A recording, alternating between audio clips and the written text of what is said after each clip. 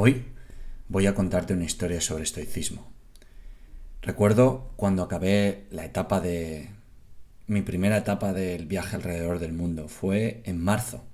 Estaba en Japón, en el aeropuerto de Narita, preparando mi vuelo a Helsinki y luego a España.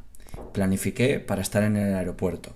Hice el check-in y con casi toda seguridad antes que nadie. Madrugué, llegué pronto. Estuve primero en Australia, luego en Japón. Estuve un mes en Australia, un mes en Japón y luego pues marchaba a Helsinki y luego a España, como decía. Bueno, pues esperé pacientemente a que abrieran los mostradores de la sala para estar el primero en facturación del vuelo. Entonces me hacen saber que el vuelo estaba lleno y yo vuelo de free, de staff, y que no tengo plaza para volar de momento. Entonces tuve que esperar hasta las 10:45 y el vuelo salía a las 11:55. Bueno, había tres personas de staff, es decir, de stand-by por staff, y yo era el tercero en prioridad. Las otras dos personas estaban aceptadas y yo no. Era el único fuera del vuelo. Quizá no volaba, o quizá sí. Y si te dijera que no me importaba no volar, porque al final no dependía de mí, no estaba bajo mi control. Y había algo más que claro. Y es que lo que estaba sucediendo ahí es que no podía controlar esa situación. Por lo tanto, eliminaba o tenía que eliminar la sensación o toda importancia, aversión y apego a la idea de poder cumplir con lo que mi mente había planificado para mí.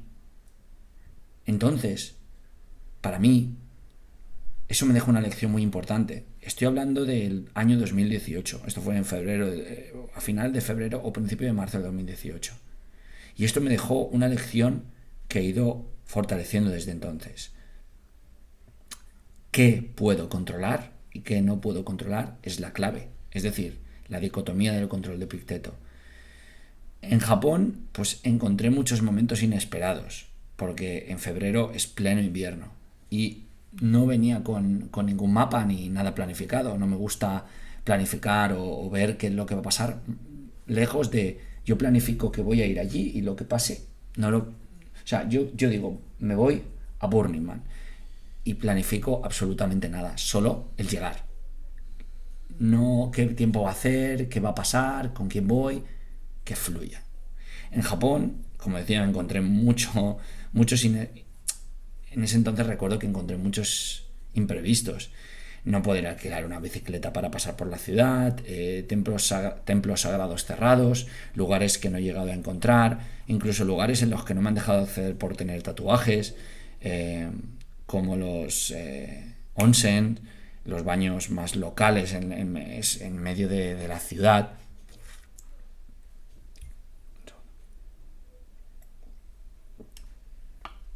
Que llevo con este 4 días de ayuno y la boca se me seca muchísimo. Ayuno solo agua y la boca se seca mucho, mucho, mucho, y entonces tengo que tragar saliva porque seca mucho, perdona. Continúo. Como decía, lugares que incluso no me dejaron entrar por tener tatuajes, por reglas de Japón.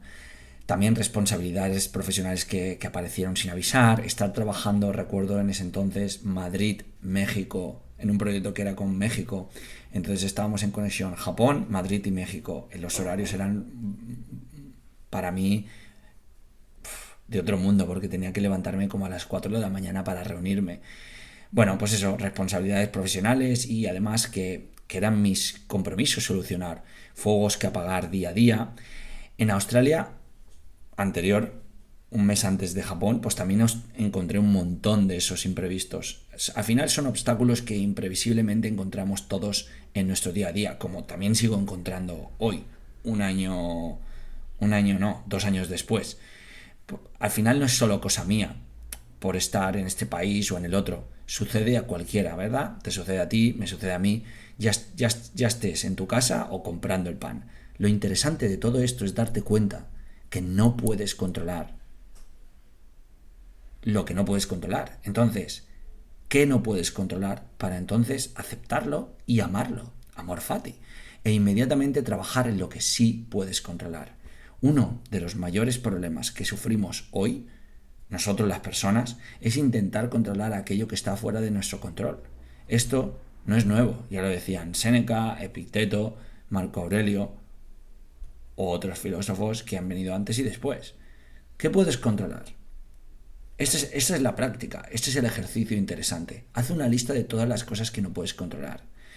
Esta es la lista que más resulta. Al final, una serie de cosas que puedes controlar. Principalmente, lo que puedes controlar es tu comportamiento, tus acciones, tu actitud, tus ideas, tu reacción, tus emociones y tus pensamientos.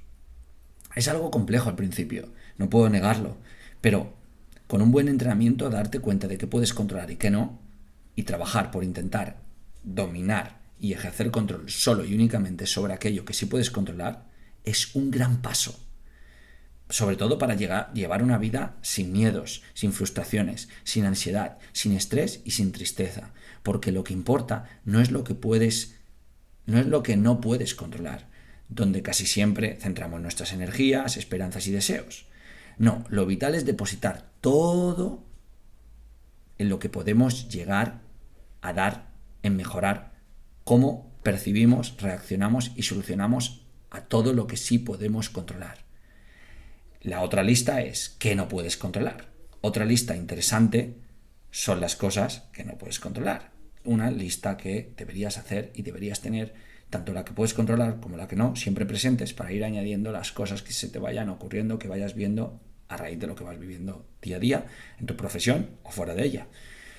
Lista, por ejemplo, a grandes rasgos de cosas que no puedes controlar, como la gente piensa, actúa, se comporta, escribe, siente, tanto jefes, pareja, hijos, compañeros, familiares, amigos, enemigos. Otra cosa es aquello que no depende de ti, las emociones externas, el exterior, el clima, el tiempo, las reglas, la sociedad, la política, etc. Y todo lo que está fuera de tu alcance. Esta lista es la lista que debes aprender a dejar marchar e incluso comprender para luego ignorar. Y entonces centrarte en dónde, en lo que sí puedes controlar. Mi vida mejoró desde el día que empecé a trabajar esto.